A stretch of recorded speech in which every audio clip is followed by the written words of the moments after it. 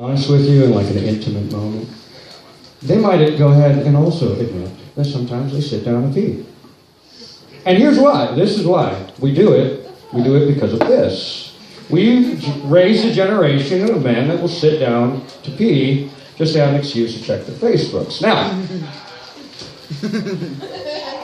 our fathers are probably like, what the fuck, right? Because, all right, we didn't come out of the womb knowing that we were supposed to pee standing up. That's something that we were taught. And we don't remember that moment in our lives, but our fathers do. I imagine as a father, that's a very proud moment. If I ever have a son, I'm pretty sure that's going to be some Lion King shit.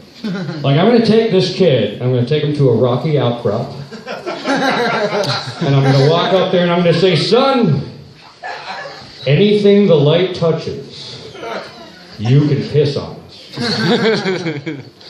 And he'll go, well, Dad, what about that shadowy place over there? That's your sister, don't piss on your sister. She's not going to appreciate that. Because I know for a fact, man, the first time I was ever able to go out into the snow and write my name with my own urine, it was like, Ma-so-win-ya! So as my good buddy Chuck, as he explained, my name is indeed Guy. It's on my driver's license. It's on my birth certificate. That's kind of a hard name to be running around with in America. It's not a name you hear very often. In Europe, there's people named Guy. They have celebrities. They have Guy Pearce, Guy Ritchie. Those guys are both British. Here, we only have that one, that diners, drive-ins, and dives douchebag, Guy Fieri. And if you're not familiar with who I'm talking about, pay attention to how I pronounce his last name, Fieri. He actually wants people to pronounce it that way. So that's really all you need to know about this frost-tip motherfucker.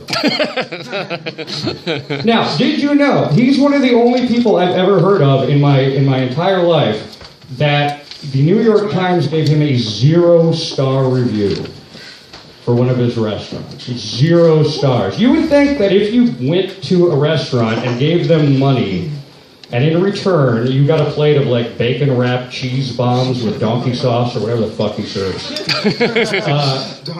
That's half a star, right? That's at least half a star.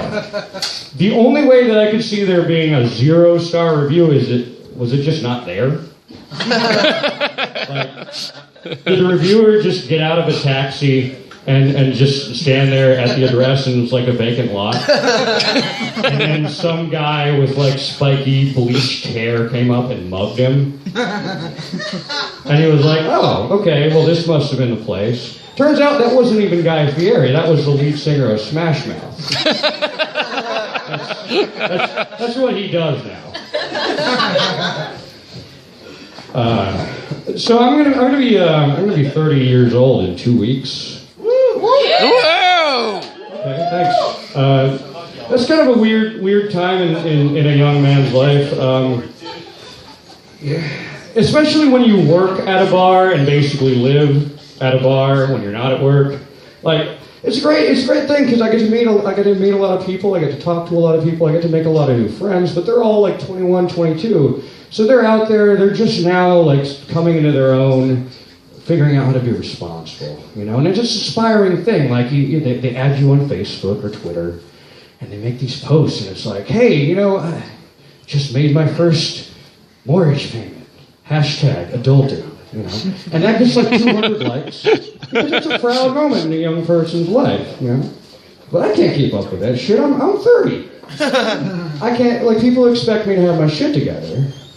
If I were to be like, hey, you know, made another car payment, it's like, yeah, who fucking cares? So I have to post shit that you wouldn't expect a 30-year-old to be proud of, like, didn't wake up with a hangover today. #responsibility. #crushing it. #long hair don't care.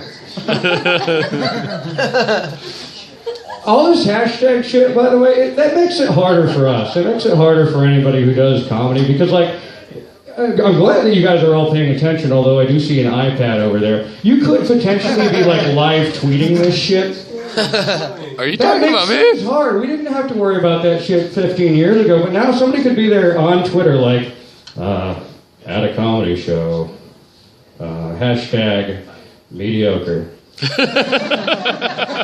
He's making a joke about Twitter and it's 2015. That's so unoriginal. Hashtag sorry not sorry. Oh shit, I think he's talking about me. Hashtag better stop this. This is getting meta. You guys are nice, dude. That's good. Like, you guys are really cool. Because sometimes people fuck with me, man, and they fuck with you too. Sometimes people just fuck with you in your life, and it's not anything personal. It might not even be anybody you know. It's just some random person who it made their day to fuck with you in some way. Like, here's kind of what I'm getting at. I went to the store the other day, recently, and I bought a pair of scissors because my old pair of scissors were broken. And when I got back to my house, I noticed that the pair of scissors that I had just bought had a zip tie on the handle.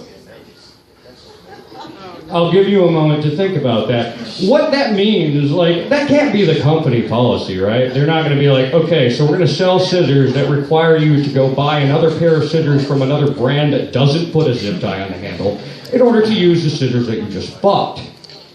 I'm seeing two guys. But here's, okay, all that's really is, that's just some guy. That's just some guy at a scissors factory, right? And all he's doing is going, I know what I'm going to do today. I work at a fucking scissors factory. I gotta find my fun somehow. Hashtag, you cut your balls off and then you're wearing this purse. Okay. I like his punchline better than mine, apparently. See? This is why that live tweeting shit be like, yeah, that scissors joke. We all lose them at some really point. didn't work. We all lose them. No. Alright. But sometimes people fuck with you, sometimes they fuck with you because you're from the wrong country. Like, I'm not getting into anything political here. I'm talking about Canadians. I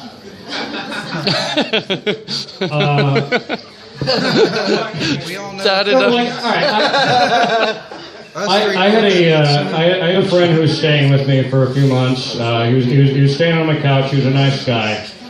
He would help out around the house. He'd do dishes and shit. And one night I got home, and from work, and he says, "Okay, I'm really sorry. There was a can of something in the pantry, and I went ahead and ate it. But I got to tell you, man, that was disgusting." And I was like, "What are you talking about?" He said, "Yeah, it was a gravy train or something like that." I said, "Dude, that's dog food." But here's what I'm getting at. He's Canadian.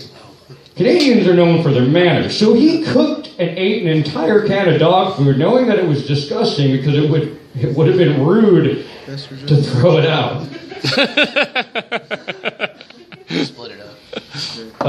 Okay, here's a way that people have fucked with you in your life. Like when I was in kindergarten, they were teaching me the basic necessities of life, things that you're going to need to know for the rest of your life. They were teaching the months of the year, and they taught me this in a nice little song, and it went like this. It was January, February, March, April, May, June, July, August, September, October, November, December. That's how it went. So basically the entire last 4 months of the year were summed up in about 3 seconds. And that has stuck with me for the rest of my life, because now if I'm planning for something in December and it's June, it's fuck, that's 3 seconds away.